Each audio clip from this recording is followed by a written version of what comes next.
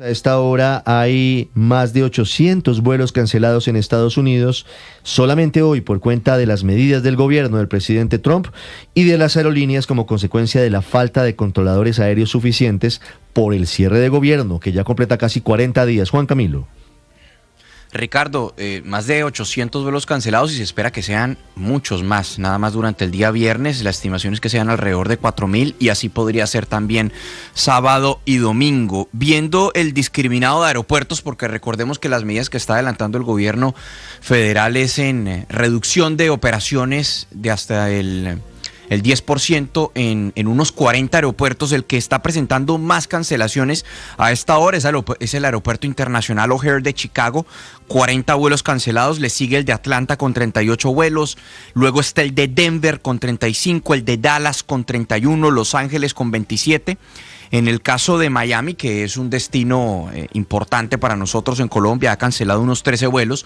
Hace un momento estábamos revisando algunas aerolíneas como United, Avianca y American Airlines, los viajes hacia Colombia, y hasta ahora no vemos que se hayan presentado cancelaciones de los vuelos. Lo que está ocurriendo es que, por ejemplo, gente que salga de otras ciudades de los Estados Unidos hacia Colombia, pero que tenga escala en Miami, el primer vuelo desde su ciudad, por ejemplo, si salen desde Chicago con escala en Miami para ir a Colombia, ese primer vuelo saliendo desde Chicago es el que se está cancelando. Las aerolíneas, porque son dos medidas: por un lado lo que ha anunciado el gobierno federal, reducción de operaciones, pero las aerolíneas, para tratar de anticipar cualquier tipo de contingencia, tomaron como iniciativa ellos mismos cancelar los vuelos. United Airlines anunció, por ejemplo, que iba a cancelar alrededor de 200 vuelos para el día de hoy. American Airlines unos 220 vuelos.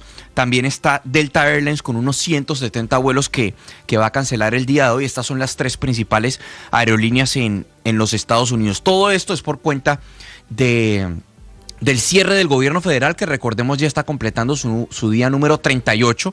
Esto quiere decir que hay una falta de acuerdo entre republicanos y demócratas en el Congreso para aprobar una extensión presupuestal que le permita tener o liberar recursos al gobierno federal para pagarle a controladores aéreos. Según lo que ha dicho la Administración Federal de Aviación, se han quedado cortos en alrededor de unos 3.500 controladores aéreos en todo Estados Unidos. Esto porque fundamentalmente no se les está pagando.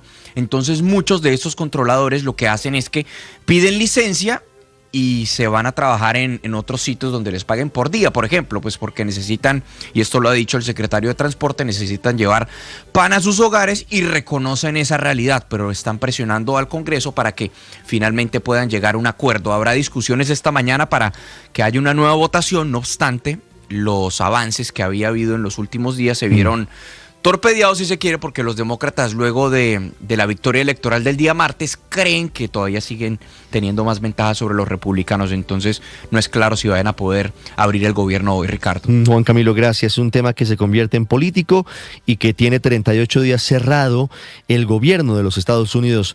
Museos, zoológicos, parques y ahora incluso los controladores aéreos y un servicio esencial como es el de los aeropuertos comprometido. A propósito, Silvia, esto puede ser una de las causas de la caída del valor de las acciones de las aerolíneas en Europa y en otras bolsas del mundo.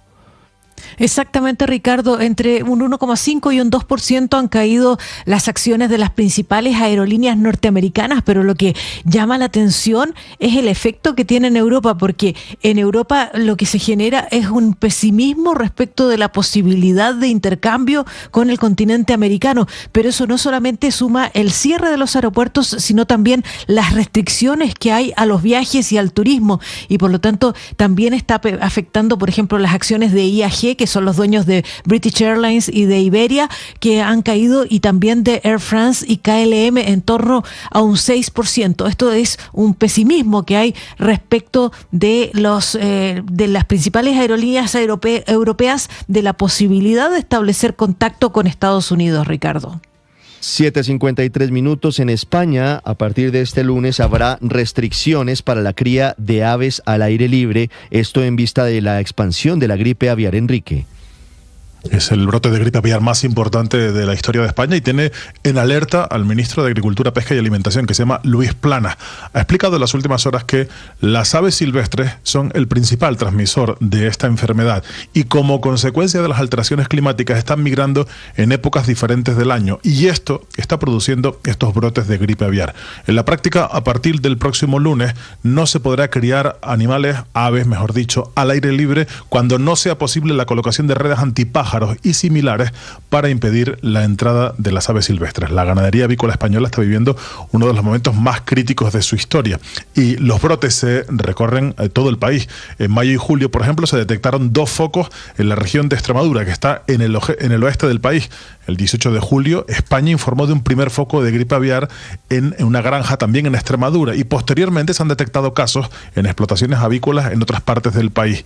Este mes de septiembre fue necesario sacrificar más de 2 millones de aves en una sola granja en la provincia de Valladolid, muy cerca de Madrid, de donde nos encontramos. Así que, ante la posibilidad de que la enfermedad se extienda y el temor siempre existente a que pueda haber algún salto hacia los seres humanos, se toman estas medidas que son drásticas, sobre todo para una industria pujante aquí en España, como es la industria avícola, Ricardo. Francia suspendió el funcionamiento de la app Shein por comercializar juguetes sexuales y otros elementos prohibidos en su territorio. Enrique Rodríguez.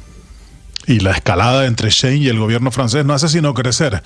El ejecutivo de Le Cornu ha dicho esta mañana que rechaza recibir al director ejecutivo de esa compañía, de Shein, de Donald Tang.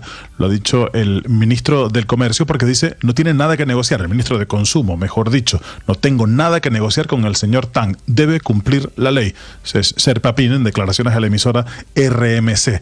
En términos similares se ha expresado la ministra de las Cuentas Públicas, que se llama Amélie de Montchalin, señalando que no se van a retirar las sanciones. Effectivement, nous, on n'arrêtera pas les contrôles tant que les normes ne seront pas respectées.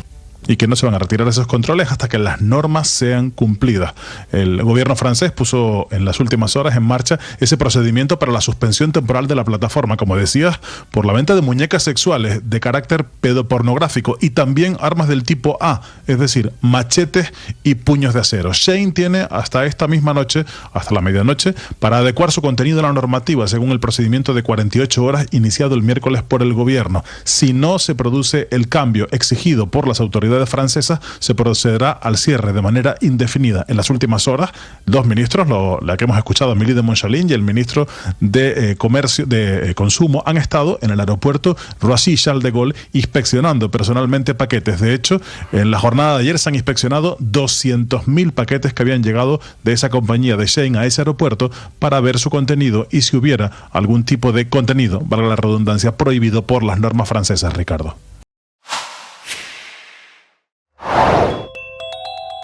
Otro bombardeo de Estados Unidos anoche a otra lancha cargada aparentemente con drogas en el Mar Caribe. Ya son 18 ataques que dejan 69 muertos desde que el gobierno del presidente Donald Trump empezó su ofensiva contra el narcotráfico en el Caribe y en el Pacífico. Estamos viendo en Ditu y en YouTube la imagen del más reciente bombardeo, imagen que fue compartida anoche muy tarde por el secretario de Guerra de Estados Unidos. La mayoría de estas operaciones se adelantan en aguas internacionales frente a Colombia y Venezuela. Esta madrugada, el secretario de Guerra estadounidense Peter Hegseth informó que en el ataque de anoche murieron 3 personas que iban a bordo de esta lancha que Estados Unidos afirma que era de una organización terrorista. No especifica qué tipo de organización o cuál era, y que, según dice, transportaba cocaína.